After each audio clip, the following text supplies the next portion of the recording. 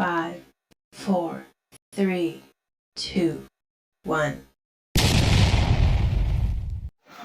Yo, what's up mga boss, mga paps? So, welcome back sa page natin, Freeman Venture. So, update lang. Update lang to sa ating CVT, maintenance.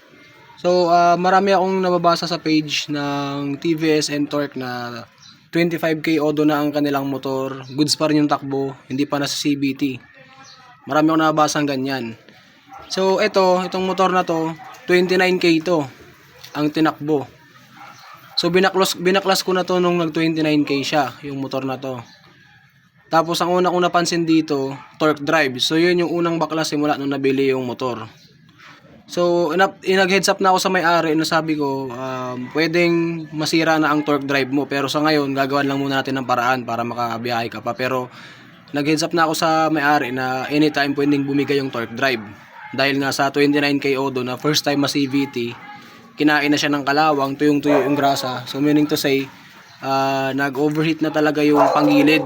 Pero tinatakbo pa rin yung motor ko. Ika nga, ang panggilid natin, kahit walang grasa yan, tatakbo talaga yan. So maraming motorista na nagsasabi na 25k, 27k, 29k, okay pang motor, tumatakbo pa. Tatakbo talaga yan, kahit 35k, 40k pa yan. Tatakbo yan kahit walang grasa. Ang problema nga, yung panggilid yung masisira, masusunog. Kasi nag-overheat na siya, wala na siyang grasa. So ito, nung nilinis ko, pahirapan tanggalin yung torque drive kasi nga kumapit na. So niremedyohan ko na lang, pero sinabihan ko na yung may-ari na anytime kailangan niya magpalit ng bagong torque drive. So ayun na ngayon nangyari, hindi ako nagkamali. So nung after ko gawin yung CVT nito, nalinis ko na siya. Goods yung takbo na ito. Pero after 2 days ata or 3 days, nung ibinabad ni boss sa pag-delivery ng tuloy-tuloy, kasi yun naman talaga yung purpose ng motor niya, nag-overheat yung torque drive.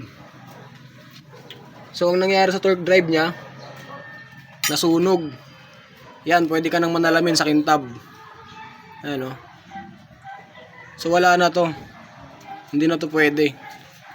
Kasi kahit anong linis dito, mag-overheat pa rin. Nag-cause na to ng dragging sa motor kasi yun lang is sinunog lang, no, tapon na sa lining tsaka sa bell.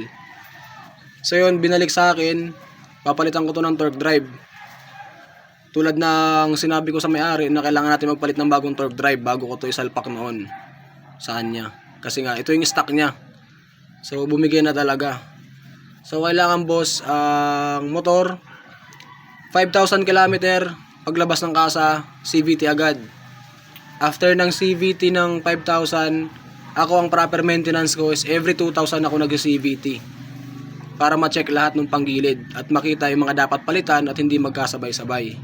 Kasi medyo mabigat sa bulsa to pagka nagkasabay-sabay yung panggilid. So yan mga boss, ingatan po natin ang ating torque drive. Ito mahalaga tong torque na to. So ayun nangyari, pag napabayaan, nasusunog. Biruin nyo, kumintab siya ng ganyan, no? Pwede kang manalamin. Kasi ang original na torque drive hindi siya makintab. So ito yung papalit ko, yung torque drive. Ito bago. Ganyan siya dapat. Hindi siya makintab. So ito yung papalit natin. Yan. So salpak ko na to mga boss. Maging aware lang po tayo sa ating panggilid para iwas gastos. Pag nagkasabay-sabay yung palitan, medyo masakit sa bulsa. Let's go! A few moments later.